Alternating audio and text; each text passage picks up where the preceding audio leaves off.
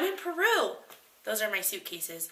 I've moved 5 times since February, and I lost the will to unpack sometime around move number 4. So anyway, I'm in Peru, in Cusco to be exact, the Incan belly button of the world, and I've been here for about 6 weeks, so I figured it was maybe time to tell you guys some of what was going on. My first week in Cusco, I took a tour of the city. The city is absolutely steeped in history, being that the main bit of the city is actually built on Incan ruins. This is the Plaza de Armas. It's sort of the central meeting place of the town, and it's actually where we started our tour, so I figured it was a good place to start the video too. We started our tour in the cathedral. I think I mentioned once that big empty churches give me a kind of strange feeling, and I don't know why that is, but I've never felt it more than I did in this one. Don't get me wrong, it's beautiful, with plenty of gold plating and a silver altar to prove its magnificence, but for some reason it just felt off. And then our guide told us the history of the church. It had been an Incan place of worship, destroyed when the Spanish came, and built a new church on top of it to prove how the order of things really should be. And I don't know why this bothered me so much. It's a method that's been used for years and years, and I certainly wasn't a stranger to the history of Peru when I came here, but something about it felt really strange. I did, however, really like seeing some of the hidden significances in the paintings and religious artifacts. The Madonnas, for example, are painted in the shape of a mountain to signify Pachamama, the Incan goddess of the earth. Maybe because I think that all beliefs and cultures could be the same, or, I don't know, maybe I just like congruences, but these duplicities were really cool to see. After the cathedral, we went to Coricancha. Coricancha is a kind of similar idea. It's like an Incan place of worship with a Catholic one put on top of it, but at Coricancha you can see a lot more of the Incan traditions and histories, and the best thing you can really see here is the Incan architecture. I've developed a strong appreciation for Incan architecture, and Coricancha is one of the best examples around.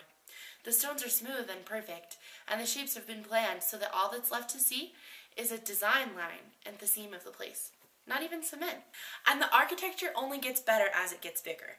Our next stop was Sacsayhuaman. Sacsayhuaman doesn't really get the kind of attention that I think it should, but it's probably one of my favorite things since I've been here. Maybe I liked it because it was so pure, so absolutely unique, but something about those giant rocks was just drawing to me.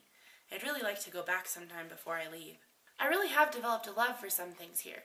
The sheer size of the architecture, or the ingenuity of the designs, or maybe the llamas that are lurking around every corner. Anyway, Sacsayhuaman has 4 parts. Number 1 is Sacsayhuaman itself. Number 2 is Kenko, this sort of natural zigzaggy cave thing that has a sacrificial table in the middle.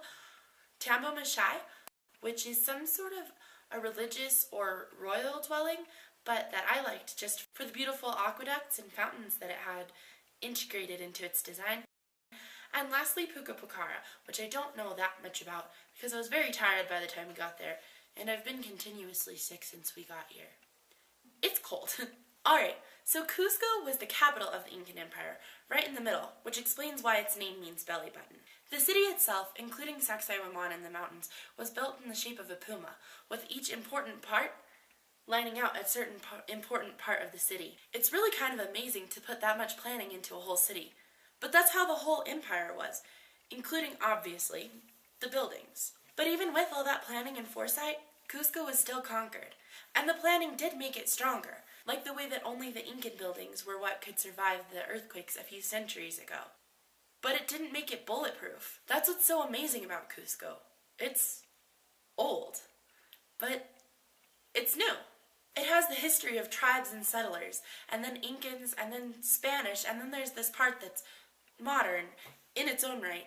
And there's no answer to which is the true heritage of the city. With bars built on ruins, Spanish mixed with Quechua, and cell phone stores on colonial street corners, you can actually see the mix. Even the name has 3 or 4 different spellings, and none of them are wrong.